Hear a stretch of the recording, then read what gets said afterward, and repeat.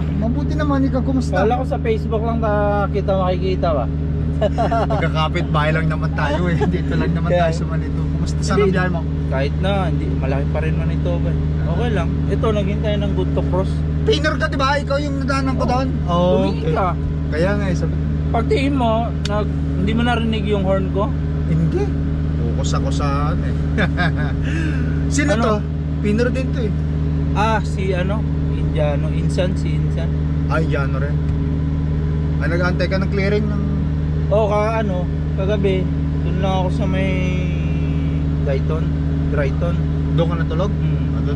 Nag-move ka lang dito? Nag-move lang ako. Kasi sabi, ang border crossing ko alas 6 yung sinabi ko eh. So, sabi okay. kagabi, hintayin ko ng alas 6. Pag hindi pa dumating, tsaka ko sila i-update. Okay. Inaantay ko lang din yung oras ko. Galing ako meet inspection. Meron pa akong 15 minutes pa na na pag-aantay ng oras ko. Kaya hindi pa ako makamove. Nag-move lang ako dito kasi marami ng tao sa meet inspection. Okay. Antayin ko lang ito pagkatapos eh. Nagkamusta Talaga. naman? Mabuti naman sa awa ng Panginoon. Nakakaraos din. Maganda daw dun sa inyo eh. Medyo mahina rin. Lalakas si Hina, lalakas. Parehas lang naman yan. Wala namang Wala perfecto. Oo.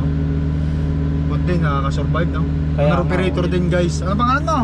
Dexter Montilla. Dexter Montilla. Yan. Owner operator din sa Penner. Kababayan natin Pilipino. Tignan natin yung truck mo. Sige. Tara, papasyal kami sa truck niya guys. Bagong bago yung truck Dumi niya. pa naman yun. Okay lang, sa labas lang. Sa labas lang.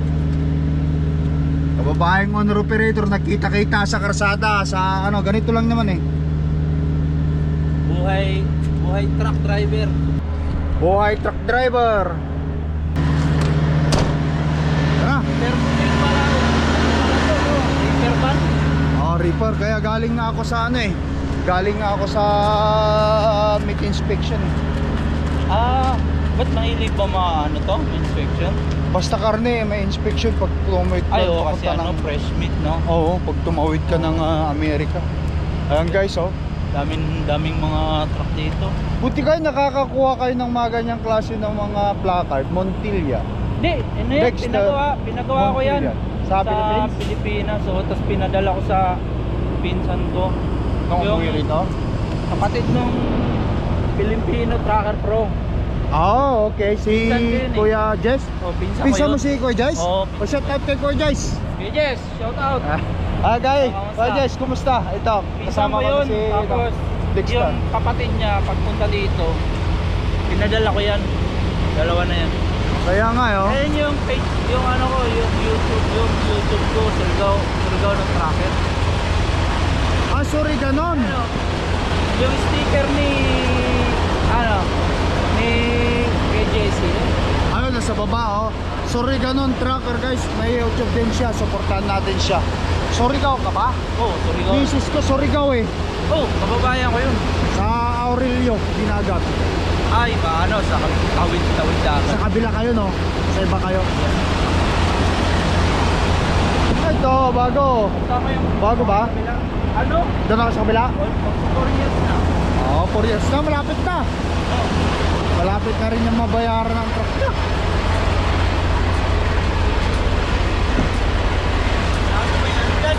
Ayos lang. Single ka no? Ayun guys, nakapasyal tayo sa Bethel. Guys, ako ng Ayos tignan mo ba? Talaga iba talaga ang Katoliko. Meron pa tayong altar dyan. Sana all magagawa nga ako altar ko sa bahay. Ay, sa tractor. Kakalimutan yung dashcam. Yung dashcam ay Napaka-importante ng naka-sit up dashcam. na. So, dinikit mo lang o i-trinit mo rin? Meron yan yung ganitong screw. Yung parang i-clip mo down? Talaga naka-screw siya dito. Tinanggal ko yung screw. Pinalitan ko ng mahaba. Oo nga, pero parang may meron siyang dito sa na to. Yung may screw bolt. Screw. Pwede. Ngayon, in-screw ko siya Matibay dalawa. naman no, kahit anong dagtag. Matibay. Matibay. Matibay nga. Ayos, meron Sa talaga. Pilipinas kasi, ganito na rin yung ko. Meron din yung truck ko ganito. Ito talagang buti pa kayo. Talagang truck driver na talaga kayo sa Pinas pa lang. Nag-start ako 2009. Nag-PR ako, PR. Na-pair kayo 2009 ito? Oo. Tapos matagal ka kaysa sa akin dumating. Kami Ay, hindi. 2013 kami. Sa Pilipinas, 2009. Na driver. Oo. Ay, driver ka na Ano ako, na-hired ako ng Kelsey. Mula sa... Year 2000. matagal ka na sa Canada. 6 years na mahigit. Year 2000? Hmm. 2013 Ah, hindi. 2020 pala. 2000 tuloy. 2020. ka dumating dito sa Canada. Okay. So 6 years. 6 years nung February.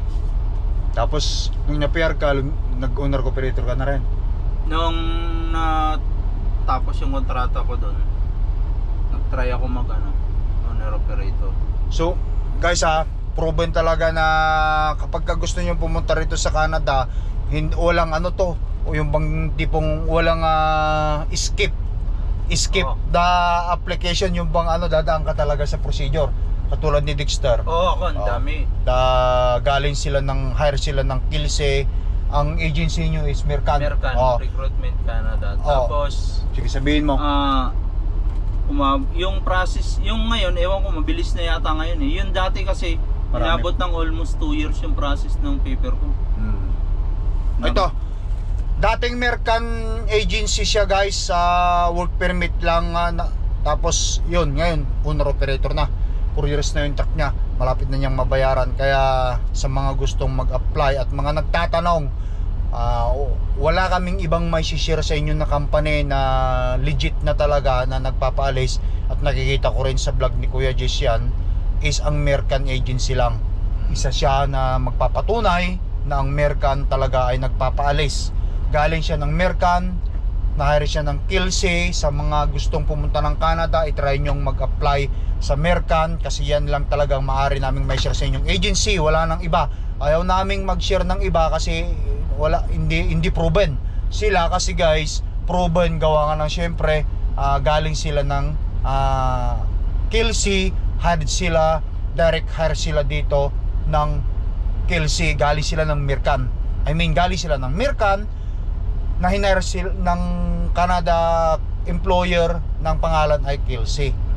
Ang maganda pa doon sa application namin, sa Pilipinas pa lang included na pag-process yung paper ng family namin.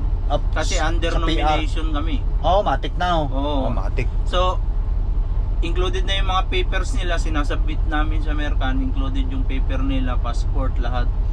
And then, pagdating dito, kinontinue na lang yung process. Okay. So, kaya mabilis namin nakuha yung Family. namin. Okay. So, nung araw pa, madali pa kasi ang permanent resident nung araw din, no? Ngayon medyo may kahirapan na, pero kapag truck driver ka at merong company na susuporta sa'yo katulad ng Kilse, saglit lang naman yung pera niya siguro, tapos yung kontrata renewed habang tumatakbo yung paperwork.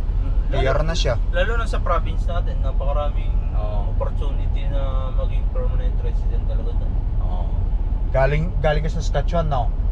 Ako? No. Hindi, talagang Manitoba? Manitoba Ang talaga. destination mo Oo. talaga. Pero Mercan ka. Oo. Okay. Mercan, tapos ang application namin, under nominee kami ng Manitoba. Okay. Good. Kaya That's good. talagang Manitoba ako nakatira. Diretso. Saan ka sa Sa Manitoba? Steinbach. Steinbach. So, itong company ko, lang to, 3 kilometer galing sa bahay. Inuwi mo siguro itong truck mo doon? Oo, sa bahay. Baka ikaw yung nung may kaibigan kami doon kasi sa Steinbach dati, parang nakikita kong may magandang bahay doon na nasarapan yung truck niya. Ang ganda. Simple lang naman yung bahay ko. Siya? Okay. Single detached, tapos kanto ng kalsada. Okay, akala ko yun sa mga bagong subdivision doon kasi yung Ay, hindi. kakilala namin nandun sa may bagong nasa subdivision sila magaganda. May nakita ko truck Pinner. natin itong truck. Patay mo muna. Pinner nandun, sabi ko ang ganda naman, may uwi mo yung truck mo. Sabi ko, sa akin kasi sa bahay hindi pwedeng i-park yung truck ko doon sa sa street. Gawa nga ng siyempre Manitoba Yung sa akin, pinasadya ko, pinagawan ko ng driveway na malapad, talaga malaki. Para may space talaga to siya doon. Kaya At least nadadala ko talaga to doon. Ayan guys, nakita nyo yung stepping stones lang niya yung pagpunta rito. The rest, trinabaho rin niya para ma-permanent resident. Ayan, owner operator siya, 4 na taon na lang. 4 na taon na daw niya ito. Bayad na siguro tong truck niya mga 1 taon na lang. Oh. Mag-4 na taon. Mag-4 na taon. Tapos yung ano, yung application pala namin before, ano pa yun? Yung application namin sa Pilipinas, bukod doon, ano pa ba yung process nun? May binayaran kayo? Ha? Wala. No placement pa yun. Ang nagbayad ng ano nun is yung company. Oh. Gumastos. Si Kelsey. Oo. Siyang gumastos. Lahat na talagang sila na talagang gumastos. No placement fee guys ha, nakita nyo. Kaya malaking pasalamat sa company na yun. Oo, talagang ganun lang naman talaga, stepping stone lang yan naman talaga. Kaya nga, kapag kayong gusto nyo pumunta ng Canada, apply lang kayo sa Mercan. Ito inulit ko, wala kaming ano dyan, wala kaming incentive dyan, isinishare lang namin sa inyo yung kung saan kayo pwede mag-apply, kasi ang dami pa rin nagtatanong dito, kahit paulit-ulit na rin natin sinasabi, paulit-ulit din naming sasabihin at sasagutin ulit yung mga nagtatanong ng mga bago sa mga vlogger na sa mga vlog namin, sa mga channel namin. Try nyo Mercan Agency, galing siya doon. Legit talaga yun. 100% napakaganda ng agency na yun. Especially kung tracking lang ba? Hindi, marami silang klase na hina-hire. Trabaho? Oo. Marami nakikita ko doon, iba-iba yung hina-hire nila eh. Kahit Na klase-klase ng trabaho. kahit hindi tracking pala. Oo. Mag-inquire lang kayo. Yung time na yun, talagang yung pinakamalakas nila is yun sa tracking. Okay. Oo. Talagang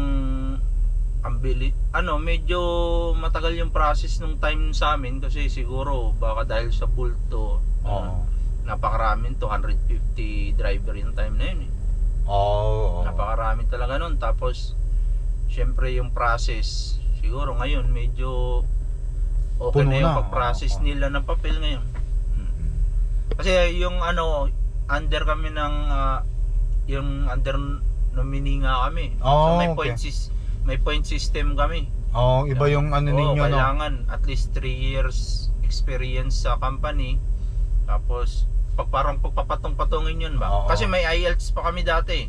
Nag-IELTS na rin kayo dati. pa ako eh. Kompleto na rin talaga. So hanggang makapasa ka doon sa point system nila ba? Ayan guys ha.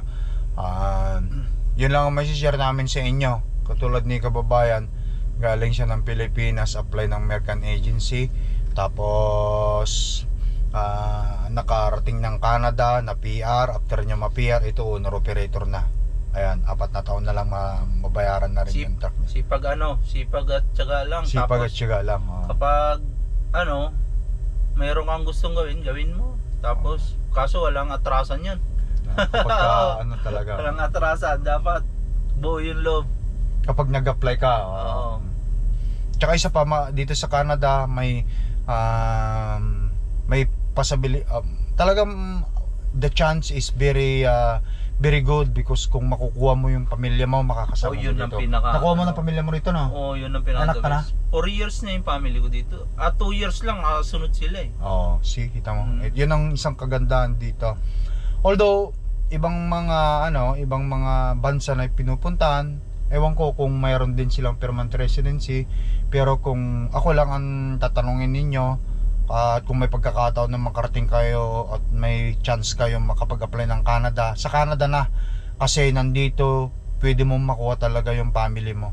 Sino bang may ayaw na kapag nasa isang lugar ka, kasama mo yung anak at asawa mo, di ba? Nasubukan. Napakasaya kaya. Pakasaya nun. Nasubukan ko rin nag-OFW guys sa Taiwan. 7 years ako sa Taiwan, hindi ko naman nakuha yung family ko doon kasi wala naman permanent residency noon. Kaya nung nag-Canada kami, ayun, nakuha ko. Malungkot syempre. Hindi naman kasya lang yung puro na lang kayo chat-chat yung mga anak mo, mga bata, misis mo, di ba? Video call lang. Hindi pwede rin naman. Yung gusto mo rin makita yung mga anak mo paminsan-minsan. Lalo itong ganitong klase ng trabaho natin, truck driver dito, at least kahit paano pag umuwi tayo, nandyan na sa bahay ang pamilya natin, mga anak natin. Kaya ang isang pasalamat din ako sa company namin na to, dahil every week talaga nakakauwi. Yun ang kagandahan. So weekly Mapipili talaga, nakakauwi, tapos makasama ang pamilya, reset, tapos biyahe na nun ulit. Yun guys, dito at least yun ang nakaganda ba. Tapos malapit pa sa bahay namin, so Okay Yun, siya. kasi 3 kilometers lang. Oh. Kilometer. Anyway, congratulations. Oh, ayan, i-shout out mo na misis mo. Kuya Jay, shout out sa'yo. Shout out sa misis ko, si Montilla, nasa bahay siya ngayon. Tapos yung pinsan ko si Kuya Jesse. Thank you sa lahat. Oo. Tapos yung pamangkin ko si Chris Loay. Oo. Congratulations. Congratulations. Nandun ako eh. Nandun ka, nakita ko sa post ni Kuya. Ninong ako dun eh. Sa kasal? Oo. Nakita ko sa post ni Kuya Jess, congratulations sa kay Christian, no, sa kasal mo. Yung kasal niya hindi pipitsugin, yung gumastos sigurado yun. Oo, Malala yun. napaganda ng kasal. Baka malaki lang, payat ang payat ang 15 o 20. Oo.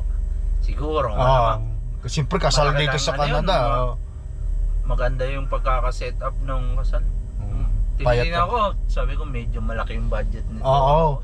Dito sa Canada guys, hindi peso, Canadian dollar.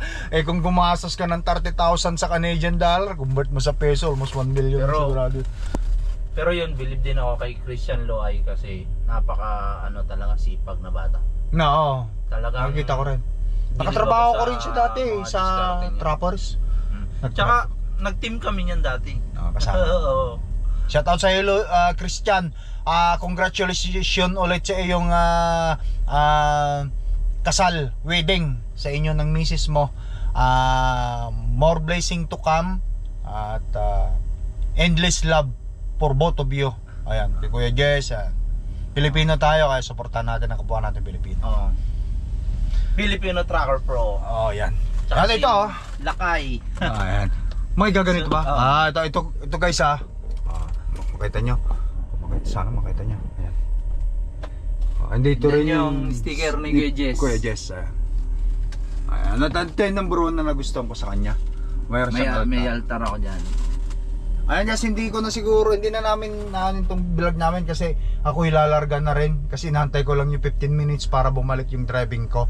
At nice to meet you na lang kababayan Dexter. Okay. Congratulations. Oh. Ingat kayo mga watcher. At sana tuloy-tuloy din yan. Oh. Kaya yan, Nag-aayos ako natatapos ng mo rin papel. yan. Oo. Ingat oh. Oh, thank you. Andito na, ito na talagang buhay ba? Oo. Paano ba? Ay, ito. Alright Ba't guys. iba ba yung bukasan ng sayo? Yung bulbo. Ayaw nga pala. Dito, Kasi iba yung ano. Yung kay Ryan eh. Oo. Nakadrive ako na kanya Volvo yun dito nga pala yung kanya. Oo, iba yung ano niya. So paano? O sige, ingat. Oo, Ingat. thank you. Hindi na kita disturbo yun natin. Ito pala nakita ko. Paano pa? Mayroon gusto kong bumili na ako ng ganito. Paano kaya ilagay? Hindi, may connector yung ano. Yung, Puputulin mo pa? yung letter T. Sige nga, ano mo nga sa banda dyan. Mo, ganito ba? Ituro mo nga sa akin doon. Punta tayo doon sa truck ko. Bibili ka nito, kunin mo yung line ng ano ba, yung linya nito. Oo. Ito kasi automatic na to, nandito na to, ni-request ko na to nung ano eh. Meron ng ganito? Wala pa yan, pinakabit ko lang yan. Tapos ito lang yung ginawa nila. Meron ng T doon sa akin. T na yun sa akin. So, ano to eh, supply to papunta dito sa adjuster dito eh. tapos bigyan mo lang siya extension. Pinutol, tapos nilagyan ng ito, extension na 3 para malagyan siya. Okay. Meron na akong ganito, balak ko kasi. Picturean mo na lang to, ito. Yung connector, fitting connector. Ganyan. Patitignan ko. Ang ganyan. Sayang. Ang lakas pala oh. Oh, guys. Maganda kasi ano, madali malinis. Panglinis-linis, pangbuga-buga oh. Alright, so paano? Paalam na ako kaibigan, thank you. Ingat. Sige, salamat ah. Okay. Finally, nakita rin. Nice to meet you. Nice meeting you. Sige. Ingat.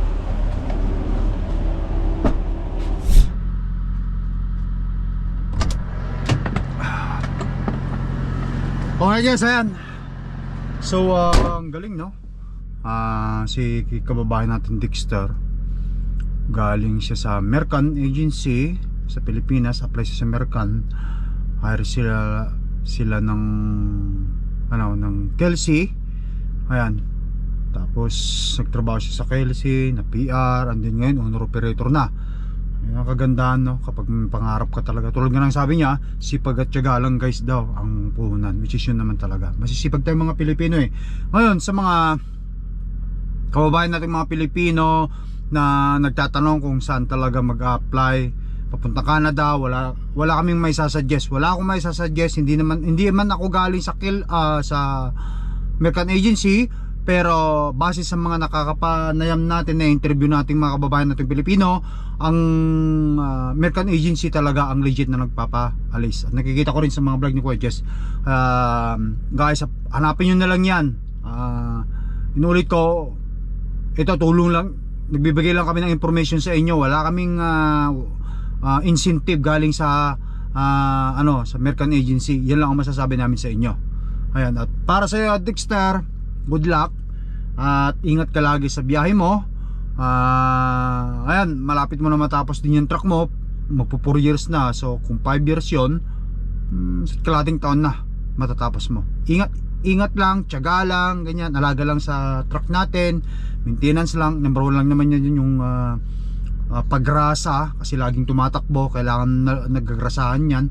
At saka siyempre yung change oil, yun lang naman yun ang kailangan dyan. Yung mga major na defect, problema, kung kaya mong i-DIY, gawin mo. Pero kung hindi, leave it to the professional na. Kita nyo naman ang Lakay Trucker, sinisikap ko na rin mag DIY ngayon.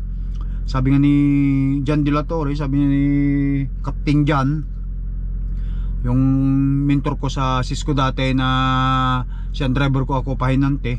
Ngayon bayad na rin ng truck niya, pares kami bayad ng truck. Ngayon afford na namin yung Matenga ngayon, kahit isang buwan pa, gawa nang hindi na kami nagbabayad ng truck. Wala nang binabayaran truck, kumbaga sa afford na. Kaya kapag DIY namin ang truck namin at hindi nagawa, pwede kaming tumawag sa mekaniko. At kung abutin ng linggo, buwan, kaya pa ni-absorb. Basta once, minsan lang yun, huwag naman every month, kasi wala ka na talagang kakainin. So but anyway, yun ang sinasabi nga ng tropa, mag-aral-aral na rin mag-DIY, kaya ito ginagawa ko na kapag kakaya. Pag hindi, itinatawag ko talaga. Ayan guys, so natapos na naman yung video vlog natin, tapusin ko na rito. At magpapatuloy na ako sa biyahe. At ingat ka lagi. At big shout out ulit sa'yo sa Dexter, congratulations. Ingat ka lagi sa biyahe. Guys, nuulit ko, American agency. Yun lang ang masasabi ko sa inyo. Thank you for watching. I love you all. Peace out. Bye bye.